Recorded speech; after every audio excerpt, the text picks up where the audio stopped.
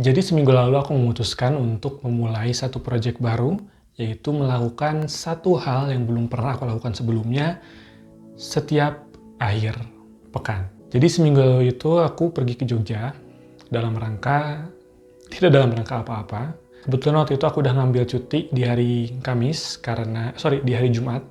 Karena hari Sabtunya waktu itu aku harus pergi ke Bogor untuk urusan pekerjaan. Tapi karena kerjaannya di-cancel, dan aku udah keburu ngambil cuti, kenapa nggak aku pakai aja buat jalan-jalan. Mungkin buat kamu pergi impulsif untuk jalan-jalan adalah hal yang biasa, tapi buatku pribadi itu adalah hal yang baru. Karena aku pribadi sebenarnya bukan orang yang suka jalan-jalan. Dalam artian, ketika aku udah sampai di sebuah tujuan, aku bingung itu harus ngapain. Kalau nggak pergi sama teman-teman yang memang ngarahin, atau sama keluarga yang memang ada destinasi yang mau dituju, aku pribadi bingung gitu. Kalau harus jalan-jalan, pergi keluar kota, atau kemanapun, ketika sampai di tujuan itu harus ngapain. Tapi di sisi lain, aku tuh sangat menikmati sebuah perjalanan. Dalam artian, ketika pergi keluar kota, misalnya, aku sangat menikmati ketika berada di mobil, menikmati pemandangan, menikmati jalan tol, singgah di rest area, sholat di rest area, lalu obrolan-obrolan yang ada di dalam mobil selama perjalanan itu aku sangat suka. Begitupun saat bepergian dengan menggunakan kereta, aku menyukai perjalanannya, aku menyukai suasana ketika berada dalam kereta, aku menyukai suasana perpindahan dari satu titik ke titik berikutnya. Makanya ketika aku memutuskan untuk pergi ke Yogyakarta waktu itu sendirian tanpa rencana, itu adalah sesuatu yang sangat baru buatku. Alasannya kenapa? Karena aku waktu itu sedang mengalami banyak pikiran, banyak tekanan. Jadi kurasa mumpung waktunya ada,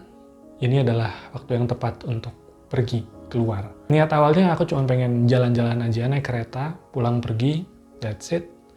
Cuman kalau misalnya ke Jakarta, kayaknya terlalu deket deh. Kalau misalnya ke Bali, sayangnya nggak ada kereta. Kalau maupun harus naik pesawat, naik kejauhan, dan juga lumayan mahal.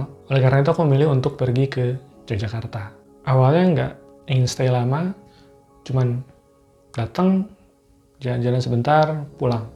Cuman karena ada satu destinasi yang pengen aku tuju waktu itu, yaitu Pitutur Kopi dan juga Tadasi. Di hari Jumat itu mereka tutup.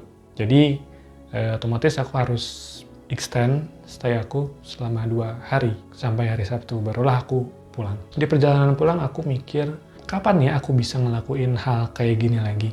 Kapan ya aku bisa, dalam tanda kutip, impulsif melakukan sesuatu yang belum pernah aku lakukan sebelumnya, melakukan sesuatu untuk pertama kalinya, tanpa harus memikirkan nanti gimana atau rencana apa yang aku lakukan ketika sudah melakukan hal tersebut.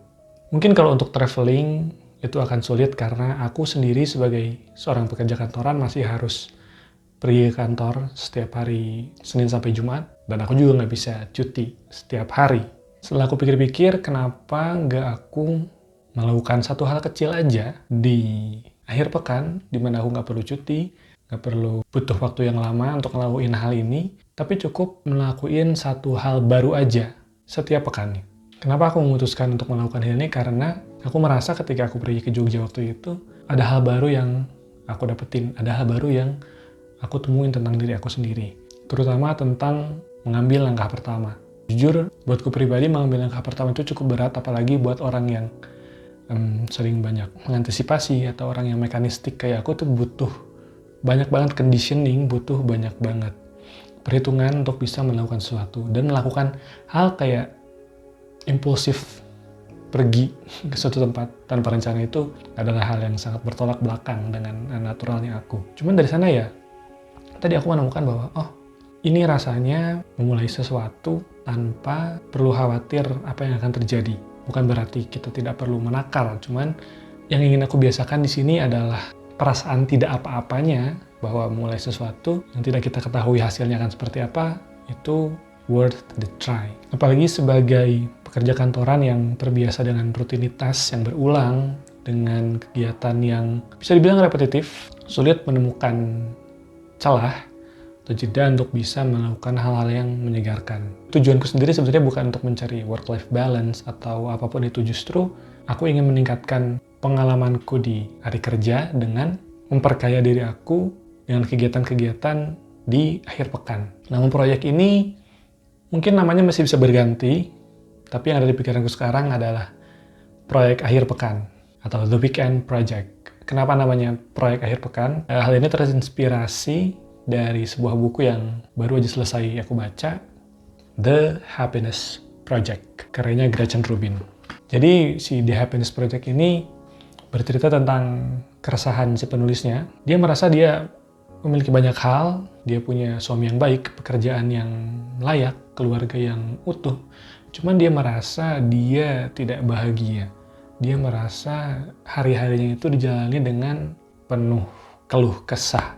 Oleh karena itu dia memutuskan untuk memulai sebuah project yang disebut The Happiness Project ini selama 1 tahun, di mana setiap bulannya dia akan melakukan hal-hal yang berbeda yang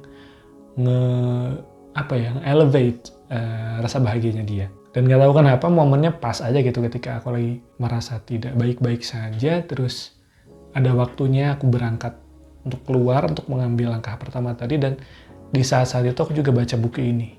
Semuanya kayak coming together dan muncullah ide untuk membuat si proyek akhir pekan ini. Jadi rencananya seperti yang udah aku bilang tadi, setiap minggu aku akan melakukan hal-hal yang belum pernah aku lakukan sebelumnya. Nggak perlu hal-hal besar, cukup hal-hal kecil aja, tapi nggak ada kaitannya dengan literasi. Membaca buku atau menulis itu hal-hal yang sudah biasa aku lakukan.